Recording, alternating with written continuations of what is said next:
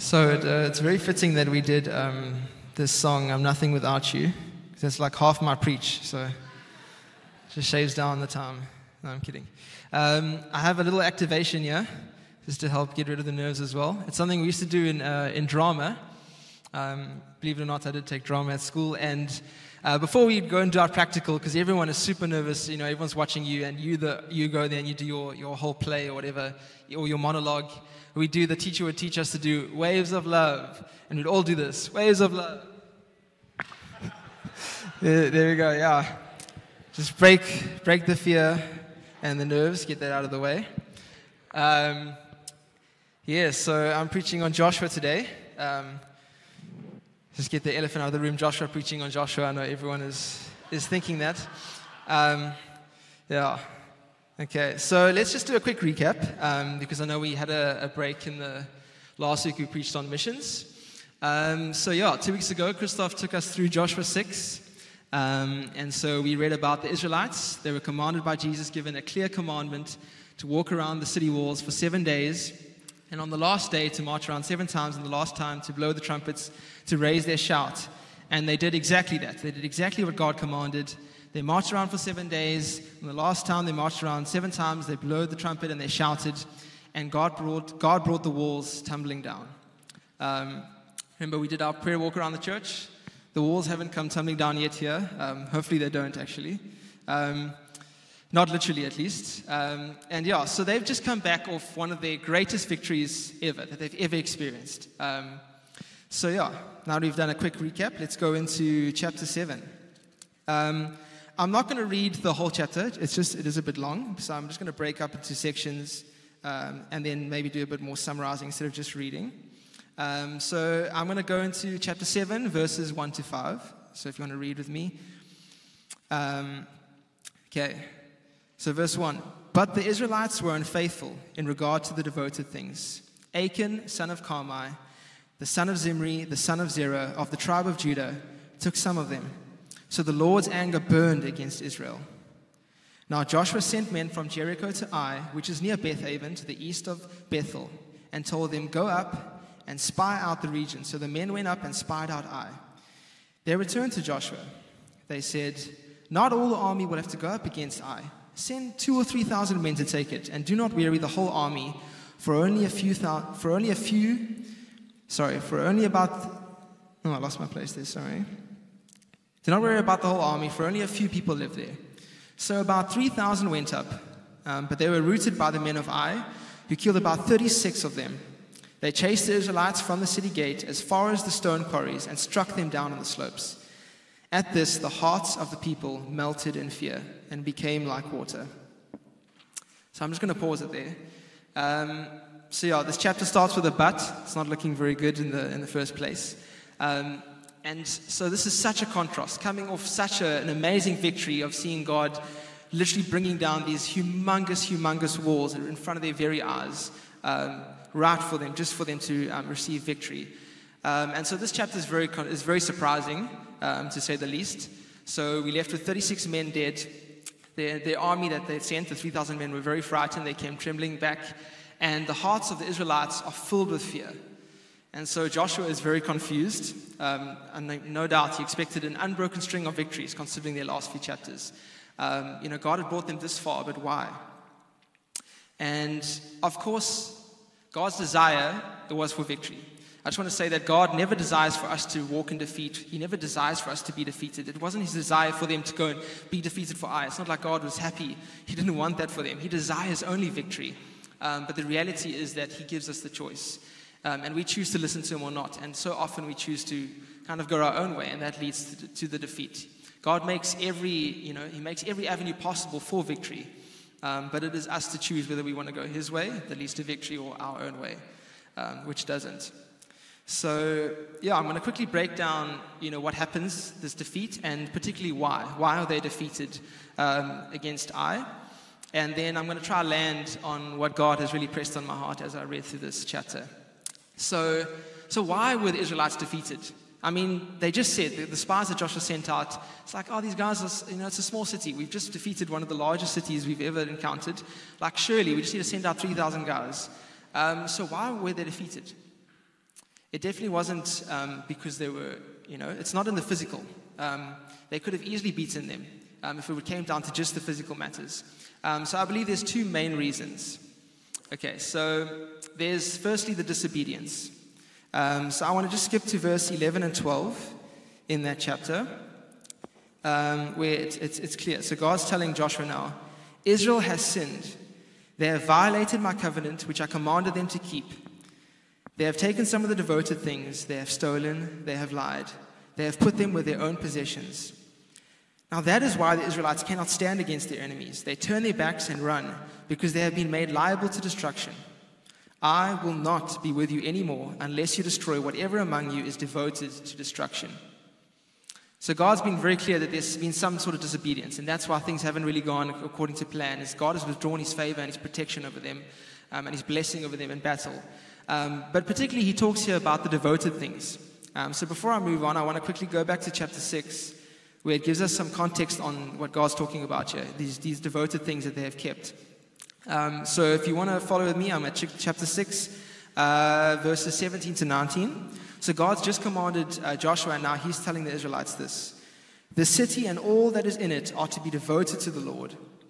Only Rahab the prostitute and all who are with her in her house shall be spared, because she hid the spies we sent. But keep away from the devoted things, so that you will not bring about your own destruction by taking any of them. Otherwise you will make the camp of Israel liable to destruction and bring trouble on it. All the silver and gold and the articles of bronze and iron are sacred to the Lord and must go into his treasury. So Joshua has just told the Israelites in chapter 6 previously that all of the gold and silver and bronze was going to be devoted to the Lord, kept holy unto him, and for no one to keep any of the items. But later on, so now we're back at verse 1 in chapter 7. Immediately we learn about a guy named Achan. We'll learn more about him later on in the chapter. But specifically, God has made it clear that there is someone who has disobeyed. There's someone who decided to take and keep some of the treasured portion, some of the portion of the treasure for himself, and he hides it underneath his tent. God's command was very clear to him, well, to all of them. But somehow Achan rationalized his sin. And therefore God removed his blessing and his covering over them.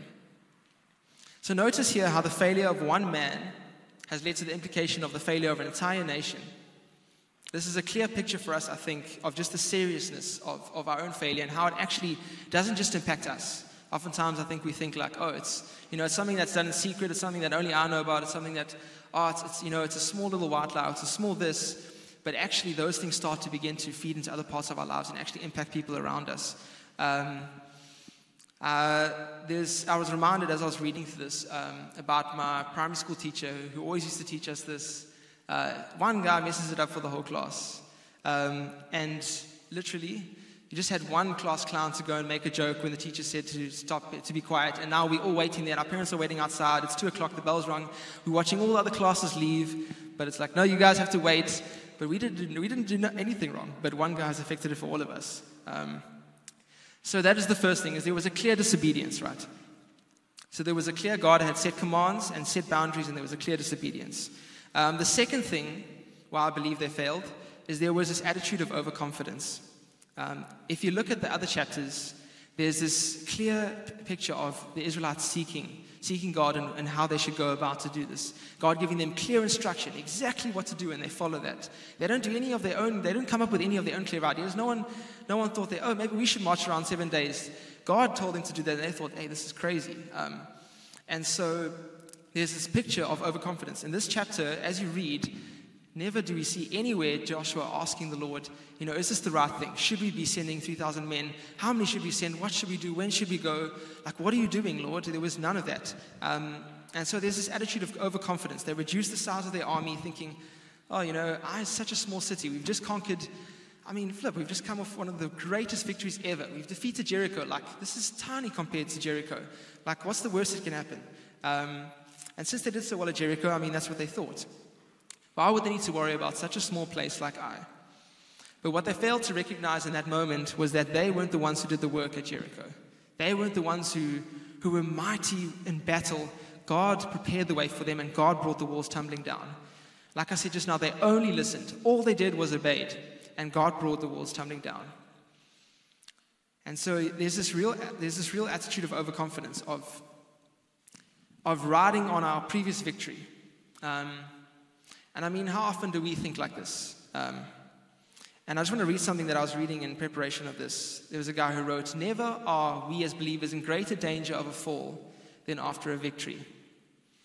We're just so prone to just drop our guard almost, to drop our guard and trust in ourselves and our own strength. There's this like high, there's this high. It's like, wow, this is amazing.